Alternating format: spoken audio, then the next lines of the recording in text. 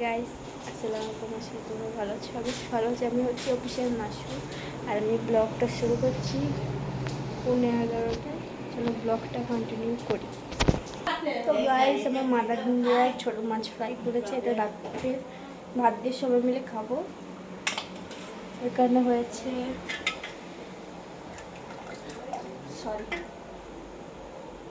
এখানে হয়েছে ডাল আর এখানে তো মাংস, যেটা আমি দেখাতে পারবো না, সরি। আর এই বাঁধাকপি রেসিপিটা কালকে আমি শেয়ার করবো আপনার সাথে রেসিপিটা। তো রেসিপিটা কাল শেয়ার করবো, কাল খাবো। চলো। আর কালকে এগুলো পেস্ট করবো, আদা রসুন যা যা আছে।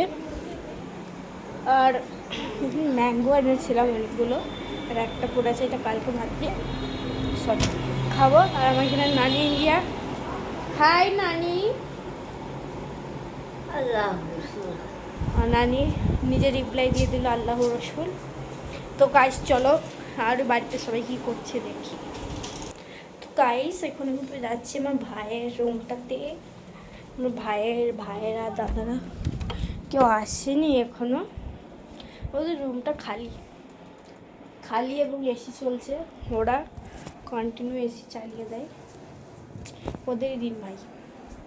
তো এখানে আমার নানি শুচ্ছে, এখানে আমার নানি ঘুমাচ্ছে কদিন। এখানে হচ্ছে আমার বড় দাদা শোয়, এখানে আমার ছোট দাদা শোয়। কেন আমার নানি এখন এই কদিন শুচ্ছে কিসের জন্য?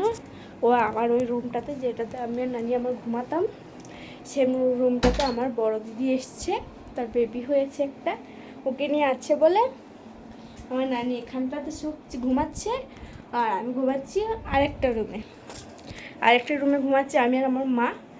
আর ওই ঘরে এসিটা অনেক তাড়াতাড়ি ঠান্ডা হয়ে যায়, এই এসিটা ঠান্ডা হয় না, তার জন্য আমার নানি চট করে ঠান্ডা সহ্য করতে পারে না বলে এই রুমটাতে আছে। আর এই রুমটা থেকে বেরিয়েই কিন্তু টয়লেটটা একবারে কাছে, এখান থেকে বেরিয়েই টয়লেট, তার জন্য দেখো এ হচ্ছে রুম, এ হচ্ছে টয়লেট, একবারে অপোজিট, একদম কাছাকাছি। তাই আমার নানি আরও সুবিধা হচ্ছে। আর ওই রুমটা থেকে আসতে অনেক টাইম লাগবে, 2 মিনিট প্রায় লেগে যাবে। তো চলো আমি আরও বাইরের দিকে যাই।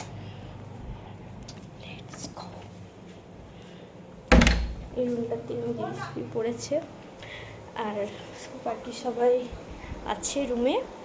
এই রুমটাতে আমি ঘুমাই, আমি আর আমার মা। আর আরেকটা রুম আছে যেটাতে আমার বাবা ঘুমায়। আর আজকে ব্লগটা ভালো লাগলে লাইক কমেন্ট চ্যানেল সাবস্ক্রাইব। আজকের জন্য এইটুকুনি। আর ডেলি ব্লগ আমি রোজ এবার থেকে স্টার্ট করব। আজকের ভিডিওটা ভালো লাগলে লাইক কমেন্ট চ্যানেল সাবস্ক্রাইব। তো বাই।